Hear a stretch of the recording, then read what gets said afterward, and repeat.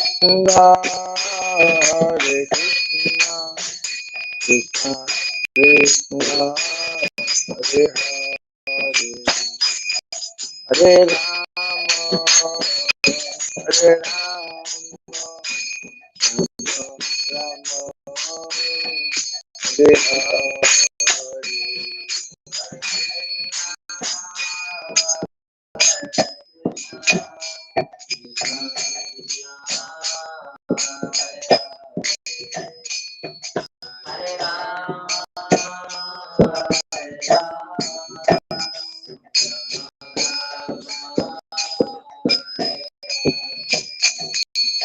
Hare Krishna, Hare Krishna, Krishna Krishna, Hare Hare, Hare Rama, Hare Rama, Hare Hare.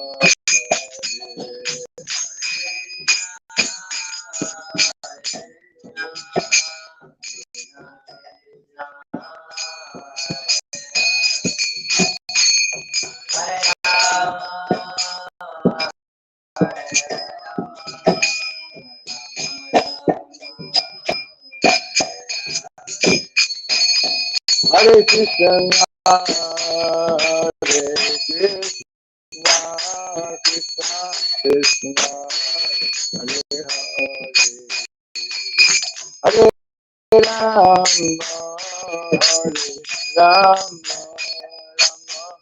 Rama Rama, Hare Hare.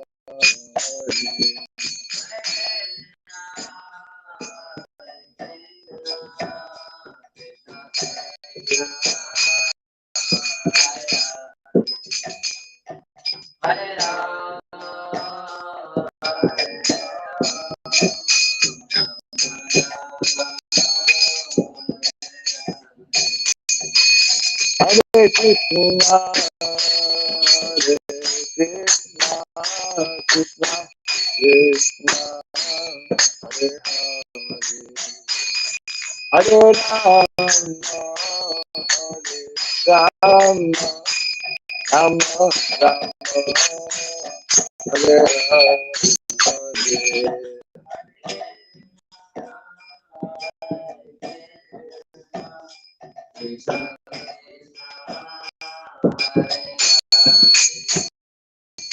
Hare Rama, Hare Rama,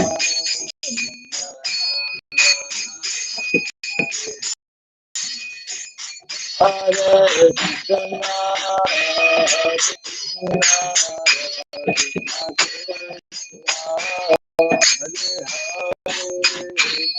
Hare Rama, Hare Rama,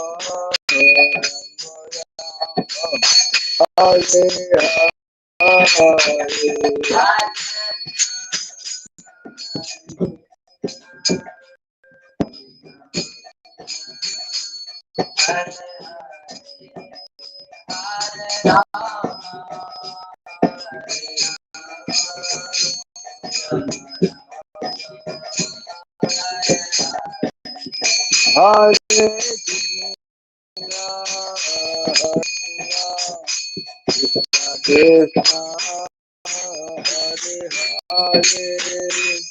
Hare Rama,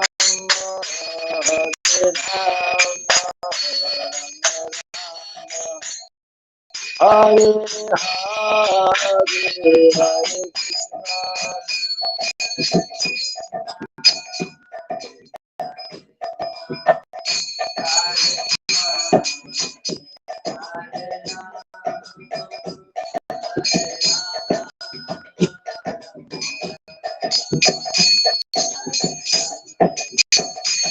Hare Krishna, Hare Krishna, Krishna Krishna, Hare Hare, Hare Rama, Hare Rama, Hare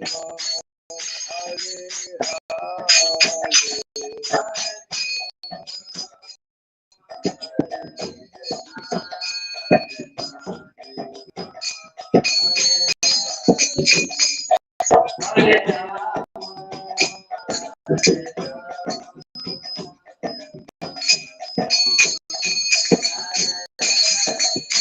Jaya Radha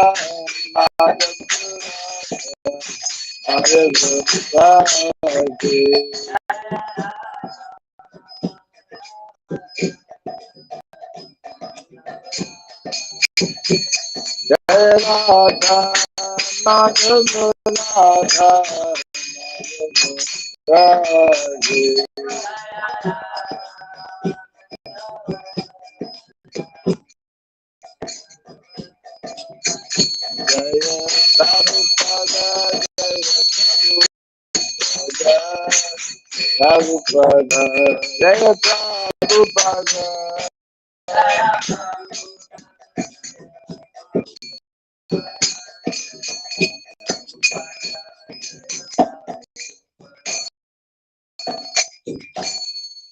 Gaur Bhimanji, Jai Vishubhad Paramahamsa, Pri Radhikacharya Stotra Satta, Sri Srimad His Divine Grace, Srila Bhai Charanara Vinda Bhaktivedanta Swami, Srila Prabhupada Ki,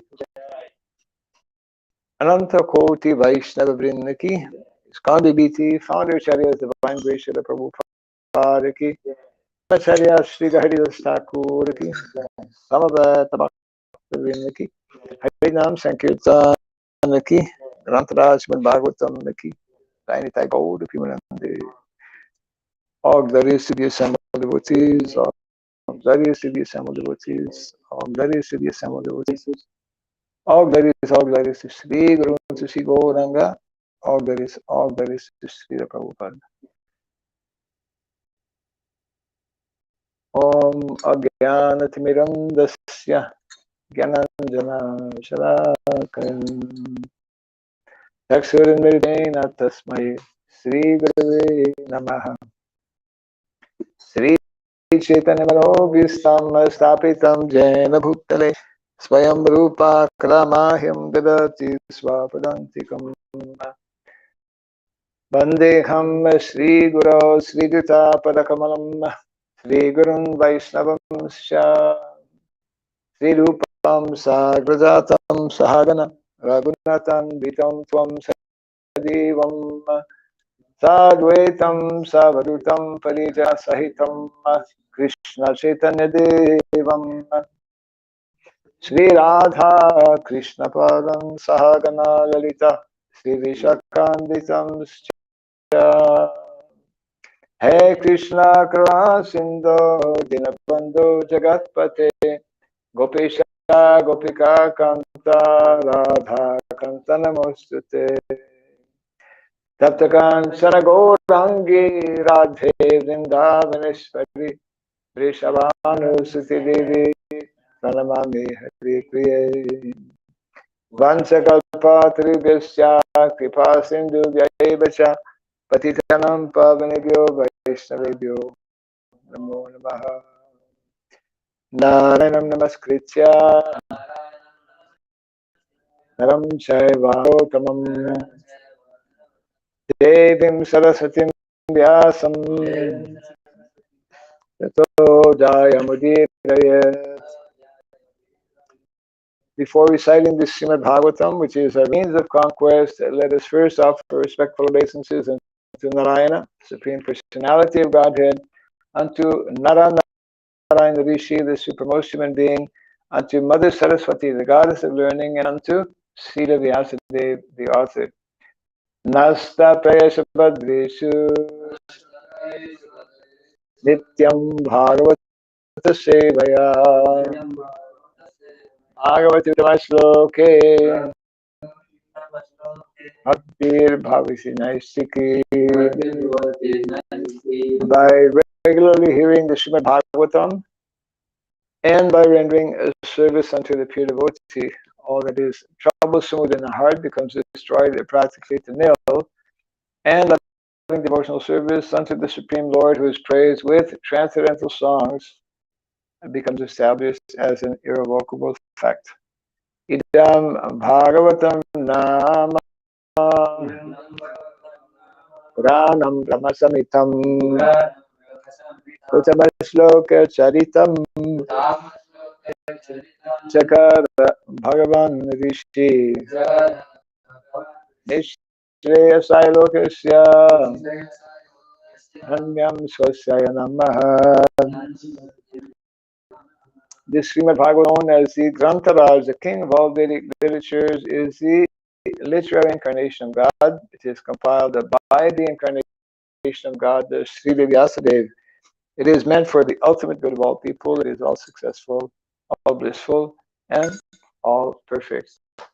Shri Krishna Chaitanya Prabhu Nityananda Sri Advaita Gadadhara Srivasadi Gaura Bhaktavinda Hare Krishna Hare Krishna Krishna Krishna Hare Hare Hare Rama Rama Rama Hare Hare. Om Namo Bhagavate Vasudevaya. Om Namo Bhagavate Vasudevaya.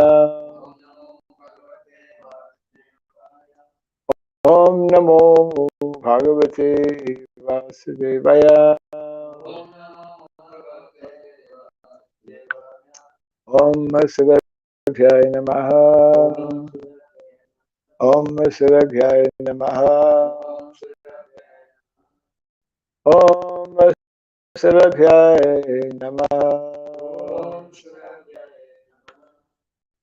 Mukam karoti vasalam pam gurum langayate girim yatripa tamaham bande Shri Gurum Dinataram yatripa tamaham bande Shri Gurum Dinataram.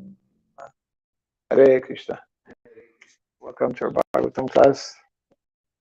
Today we continue reading from the 7th canto of the Srimad-Bhagavatam, text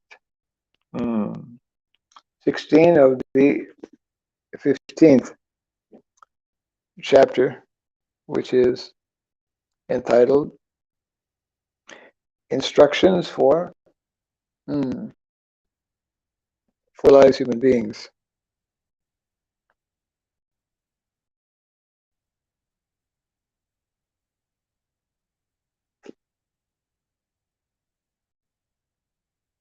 So we'll be reading a few verses this morning, beginning from 16. And the Sanskrit is as follows. Santustasya nirihasya swatmaramasya yat sukham kutas tat kama lobhena dhavato artehaya disha santusya nirihasya Svatmaramasya yat sukham kutastat kamalobhena dhavator tehaya disha santustasya nirihasya Svatmaramasya yat sukham kutastat kamalobhena dhavator tehaya disha santustasya nirihasya Svatmaramasya yat sukham kutastat kamalobhena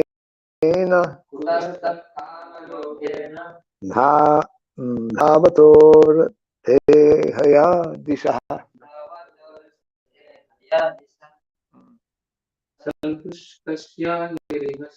Santustasya nirihasya Satman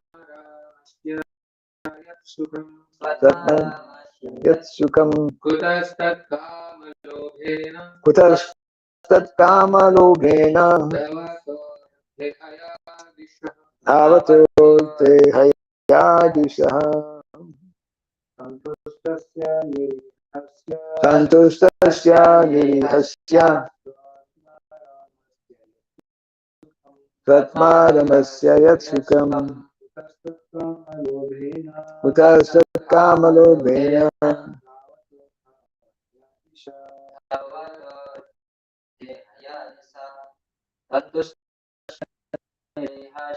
Tasya nirihasya Satmaramasya Yatsukam Kutastat Kamalobhena Arata Santustasya one who is fully satisfied in Krishna consciousness. Nirihasya, who does not endeavor his livelihood. Sva, own. Atma aramasya, who is self-satisfied. Yeah. Yet, that, sukham, happiness, kutaha, where, that, such happiness, kamalobhena, impelled by lust and greed, dhavataha, of one who is wandering here and there, artha hihaya, with a desire for accumulating wealth, dishaha, in all directions. Translation: one who is content and satisfied, and who links his activities with the Supreme Personality of Godhead, residing in everyone's heart, enjoys transcendental happiness without endeavoring for his livelihood. Where is such happiness for a materialistic man who is impelled by lust and greed, and who therefore wanders in all directions with a desire to accumulate wealth? Kind of repeat after me. One who is content and satisfied, and who links his activities with the Supreme Personality of Godhead, residing in everyone's heart, enjoys transcendental happiness without endeavoring for his livelihood.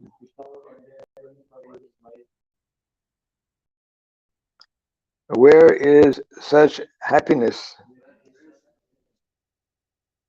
for a materialist, for a materialistic man who is impelled by lust and greed, and who therefore wanders in all directions with a desire to accumulate wealth? So, no purport. Continue here, next verse. Tada santusta manasa sarva shivamaya disha Sharkara kantaka dibhyo topanat pada shivam. Translation also with no purport. For a person who has suitable shoes on his feet, there is no danger even when he walks on pebbles or thorns. For him, everything is auspicious. Similarly, when for one who is always self-satisfied, there is no distress.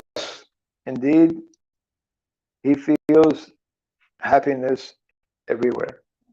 Mm.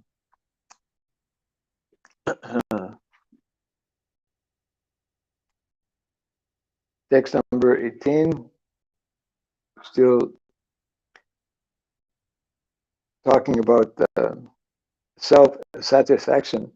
So, santusta kena varajan na vatitapi varina.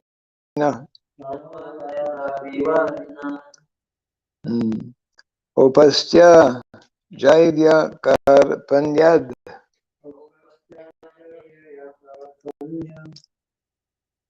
griha palayate janaha.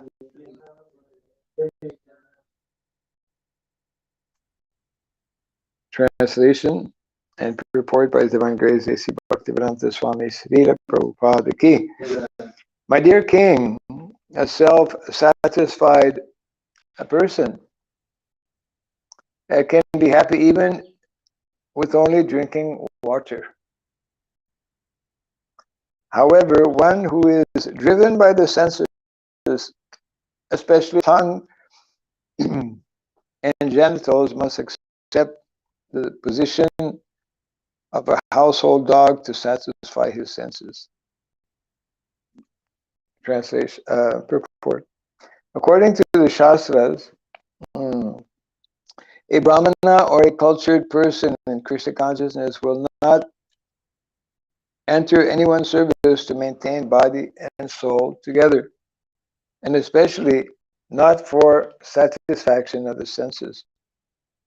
A true Brahmana is always satisfied, even if he has nothing to eat. He can drink a little water and be satisfied. And this is only a matter of practice. And not many are willing to practice that. Unfortunately, however, no one is educated in how to be satisfied in self-realization. As explained above, a devotee is always satisfied because he feels the presence of the super soul within his heart and thinks of him 24 hours a day. That is real satisfaction. A devotee is never driven by the dictations of the tongue and genitals, and thus he is never victimized by the laws of material nature. So these last three verses are emphasizing how one can actually be peaceful and satisfied. And of course, Krishna also gives instruction in the Bhagavad Gita, Gyatvam Shantim Lichati, Bhuktaram Jagatapasam, Sarvaloka Maheswaram, Suridam Sarvabhutanam Gyatvam Shantim Lichati. Everyone is longing for, desiring to have peace of mind and to be happy, to be content. So that is the secret of life, how to be content we are being instructed here that the only way one can actually become content is by firmly being established in Krishna's. As long as we are here in the material world, there will be so many, as Prabhupada points out, so many reverses. We are endeavoring to develop some particular project. We're trying to do some particular activity, and then totally unexpectedly something happens. Therefore, Krishna also explains in the Bhagavad Gita how we should not be attached to the results.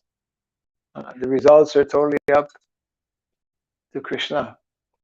Bhagavad Gita describes how there are 5 factors for any activity to actually become successful. The person who is performing the activity itself, the place, and the instruments or the senses. And the last factor, which everyone forgets about, is daiva. I heard one who translates daiva as luck, good luck. But it's not good luck. It's actually daiva. It's Krishna's, the hand of Krishna, which he, if he is pleased, he will sanction, allow for some activity to take place. So satisfaction can be attained by knowing that Krishna is the original personality of Godhead, that he is the person to be served, that he is the bhokta, and that he is actually our true and real friend and well-wisher. Very difficult in the material world actually to make friendship with others. Of course, amongst devotees, we are encouraged to establish friendship, but we should be choosing nicely with whom we establish friendship. We should establish friendship with especially those individuals who are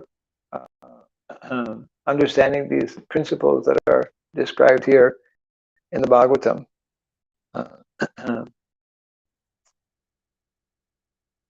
And also, it clearly mentions how unless one is to be content means one needs to have a peaceful mind, and that is, of course, everyone's problem in the material world.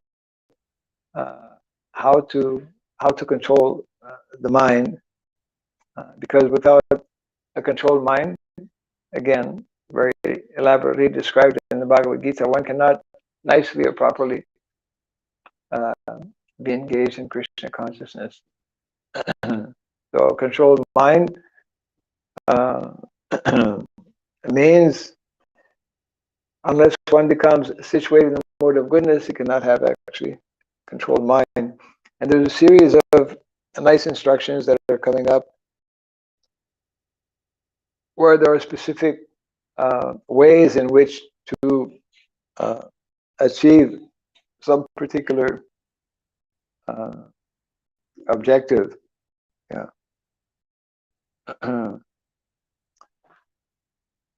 So just a few points in the purport here.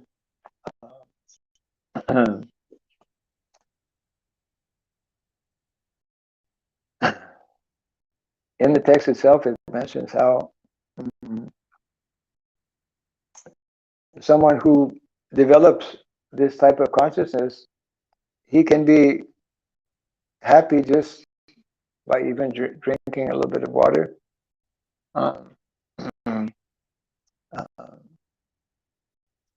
And he will not be driven by his senses and the two strongest senses are mentioned here.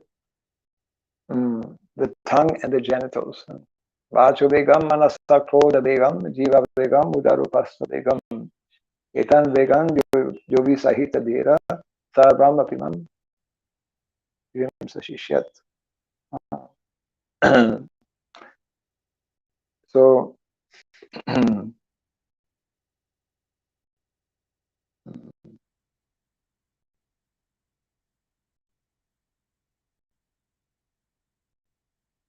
these are practical instructions.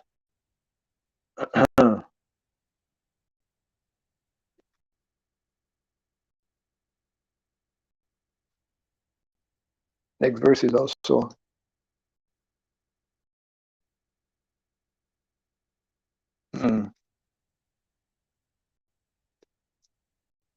number 19.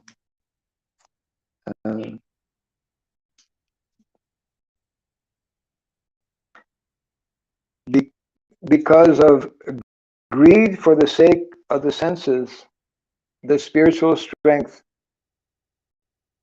education, austerity, and reputation of a devotee or brahmana who is not self-satisfied dwindle, and his knowledge gradually vanishes.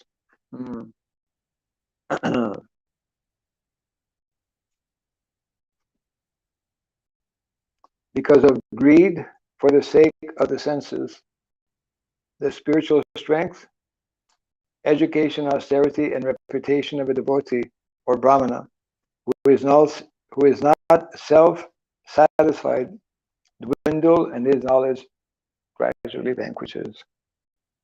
And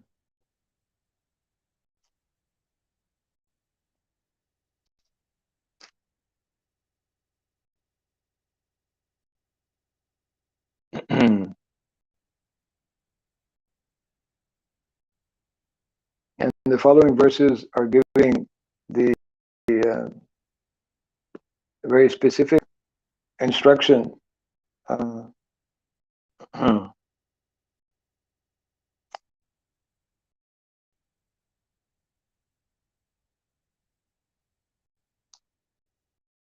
Beginning with text number 20.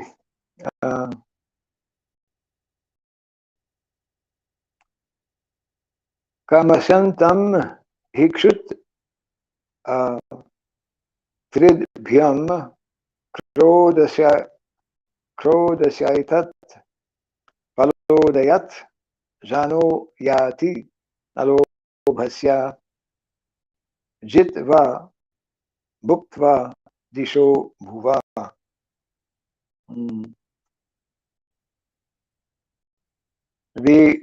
The translation for this text: the strong bodily desires and needs of a person disturbed by hunger and thirst are certainly satisfied when he eats.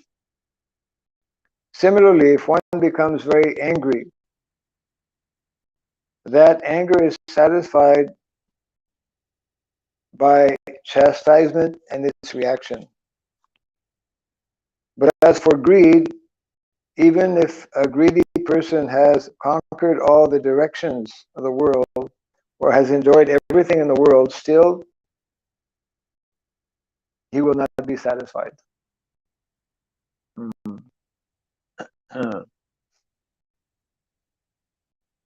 So this is one of the main topics, of course, discussed in the Bhagavad Gita. The Prabhupada quotes here from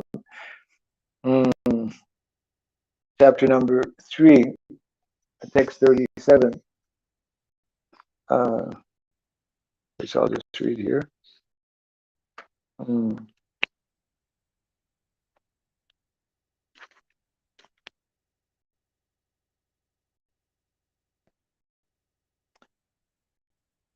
Sri-Bhagavan Vacha Kama Esha Krodha Esha Rajoguna Samudbhavan Rajoguna Samudbhava Maham Shano Mahapapma Vidyenam Iha Vairinam. In the Bhagavad Gita, it is stated that lust, anger, and greed are the causes of the conditioned soul's bondage in this material world. Kama Esha, Krodha Esha, Rajoguna Samudbhava. When strong lusty desires for sense gratification are unfulfilled, one becomes angry. This anger can be satisfied when chastises his enemy. But when there is an increase in lobha, or greed, which is the greatest enemy caused by Rajaguna, the mode of passion, how can one advance in Krishna consciousness? If one is very greedy to enhance his Krishna consciousness, this is a great boon. Tada lolyam ekalam mulam. This is the best path available. So what is being explained here is that there's two kinds of lobha. Our acharyas speak on this point. Unless one, there is material lobha, greediness for bodily sense gratification, which can never be satiated. And the only way to replace this type of greed is by developing greed for Krishna consciousness. This is explained here. This is our difficulty in the material world.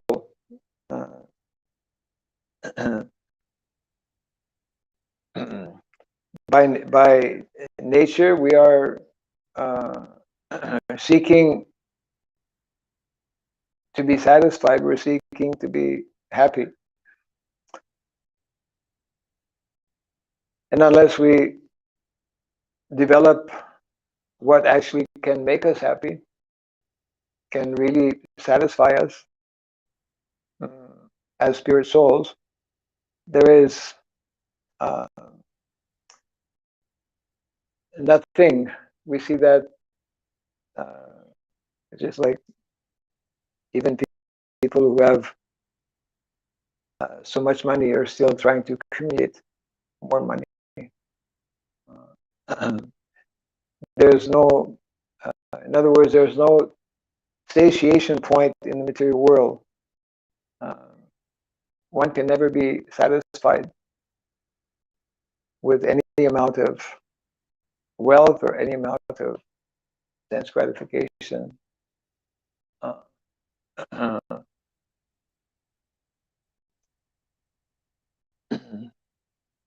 So these points are being outlined here by Narada Muni.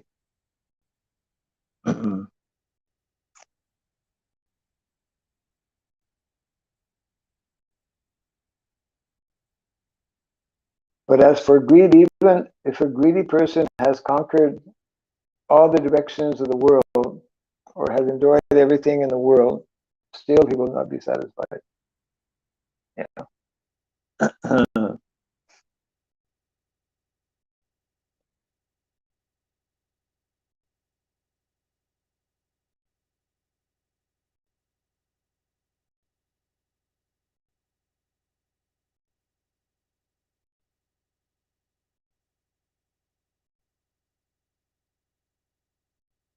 So this is a very interesting theme that is being discussed here about how shantusta, how to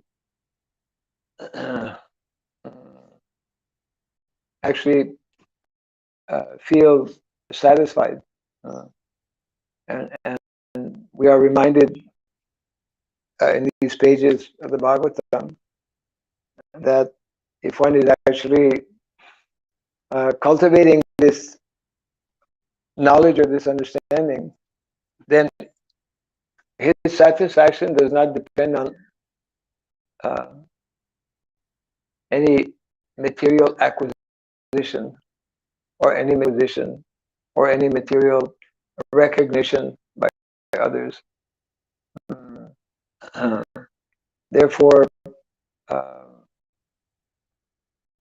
therefore, in the Vedic culture, there is less importance or less stress given uh, to to advancing or to developing materially, so-called material development, which is the the main focus for those who are actually materialistic, uh, uh, materialistic minded.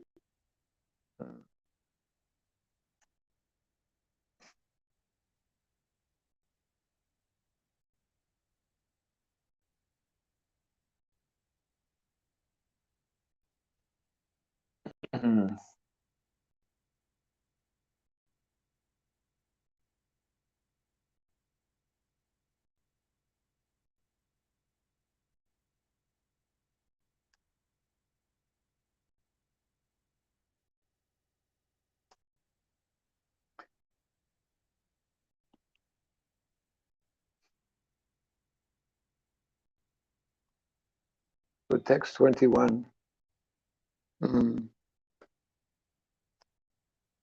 Pandita bahavo rajan bahugna samsaya chida sadasas patayo pyeke asantoshat patan chada. O King Yudhisthira, many persons with varied experience, many legal advisors, many learned scholars, and many persons eligible to become presidents of learned assemblies fall down into hellish life because of not being satisfied with their positions.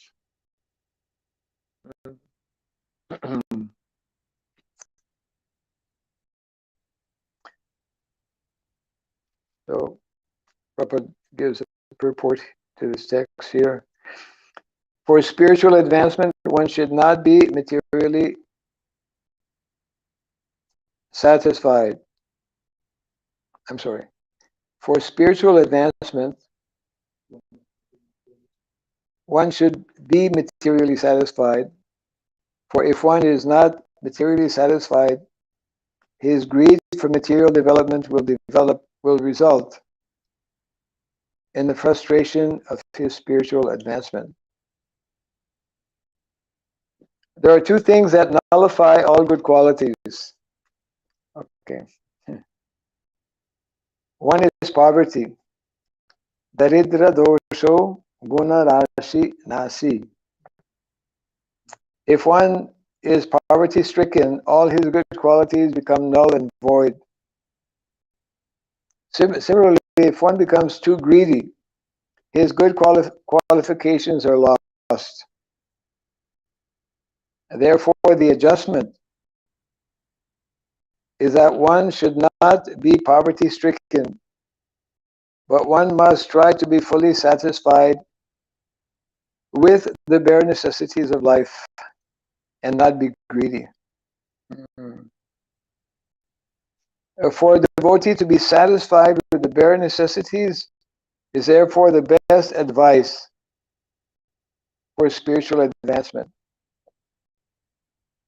Learned authorities in devotional life consequently advise that one not endeavor to increase the number of temples and mutts. Such activities can be undertaken only by devotees experienced in propagating the Krishna consciousness movement. All the acharyas in South India, especially Sri Ramanujacharya, constructed many big temples. And in North India, all the Goswamis of Vrindavan constructed large temples. Srila Bhaktisiddhanta Saraswati Thakur also constructed large centers known as Gaudiya Maths. Therefore, temple construction is not bad, provided proper care is taken for the propagation of Krishna consciousness. Even if such endeavors are considered greedy, the greed is to satisfy Krishna, and therefore these are spiritual activities. So, where to draw the line?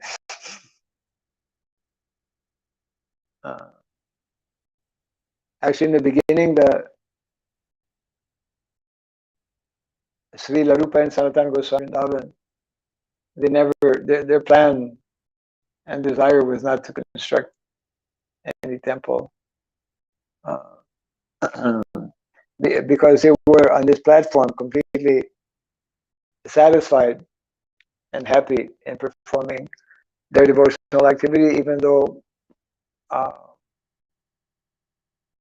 from a material point of view, they were, you could say they were like mendicants. But Krishna arranged through some persons who were either king or merchant, rich merchant, they became inspired by their teachings, the teachings of the Goswamis, and they volunteered to actually build temples. So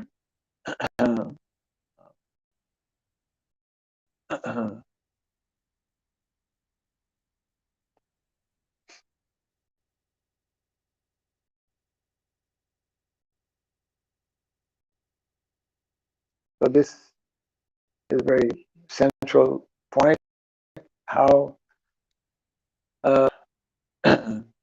how to learn to be satisfied in in Krishna consciousness, and actually the only real way to become satisfied is by actually cultivating this knowledge of Krishna consciousness and learning to be satisfied by whatever arrangement or whatever service Krishna is allowing us to perform. And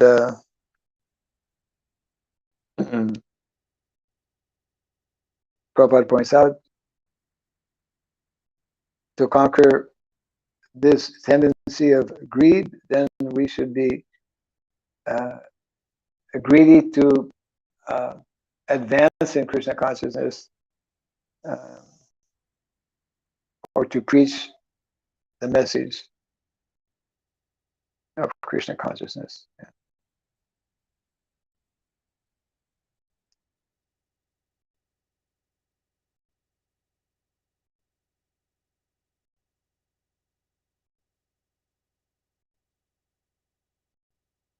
Any thoughts on this?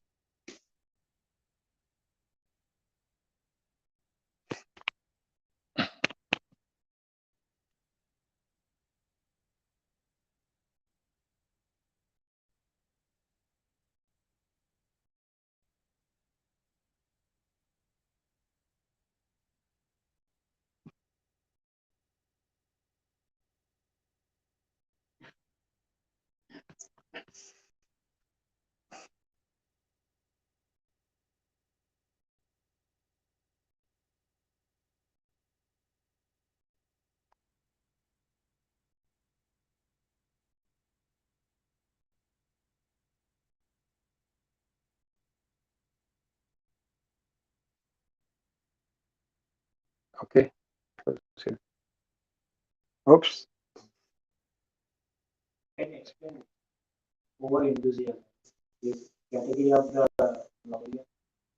Oh, Laulia means to get more and more Krishna. And to go to over enthusiasm. Things get lost. Laulia should be there in there. Limit, but over So the question is how to avoid, or is there such a thing as over enthusiasm?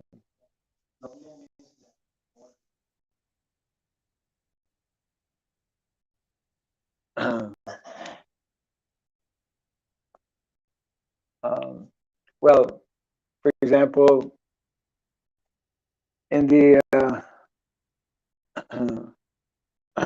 in the early days, when the main activity in the Krishna consciousness movement was distributing books, that was like the main.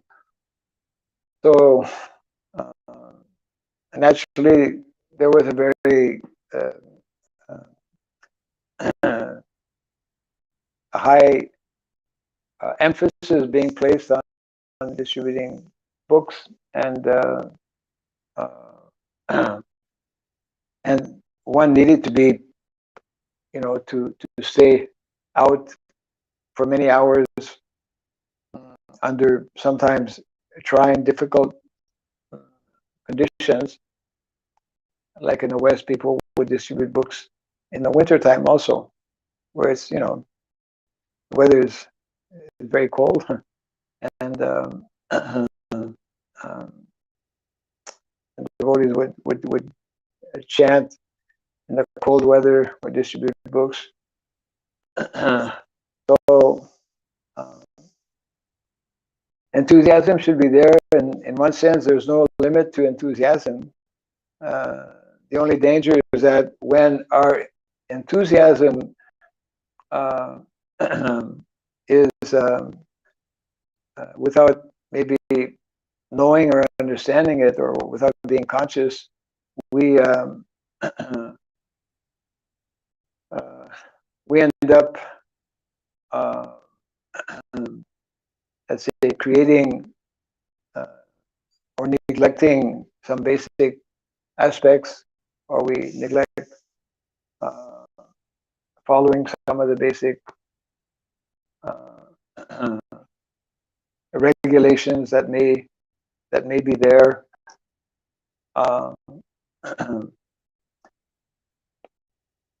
When we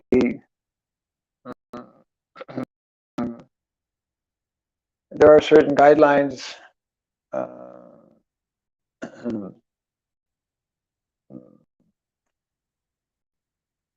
for to avoid unnecessarily agitating people. Like sometimes devotees were over enthusiastic in pressuring people to take a book, for example. I mean, if our preaching results in people becoming very frustrated and developing very negative attitude towards devotees and towards the movement, then that is not good. Individually, sometimes devotees, they get some nice realization. Okay, yes, I should utilize this human form of life, and I should, in this lifetime, finish my business. So I'm going to just sleep 2 hours a day. So one may be very desire is very good. I mean, the intent is very good to advance in Krishna consciousness, but one ends up neglecting basic bodily needs. Some people may, I mean, we in our history, we speak about the Goswamis of Vrindavan who could sleep on only 2 hours a day or even less. But that cannot be falsely imitated. So enthusiasm is there as a very fundamental, essential aspect in our practice of Krishna consciousness. Srila Rupa Goswami elaborates on this aspect of the need to be enthusiastic. We cannot maintain our Krishna consciousness. We cannot preach the message of Krishna consciousness unless we are enthusiastic. But our enthusiasm should not cause, let's say, harm or negative reaction to either ourselves as practitioners or to others with whom we may come in contact with. Yeah.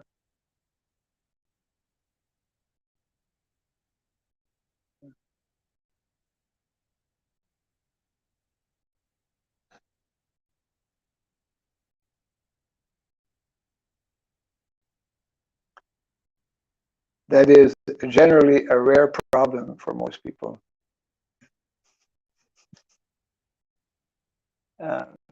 Devotees tend to be less enthusiastic than more enthusiastic.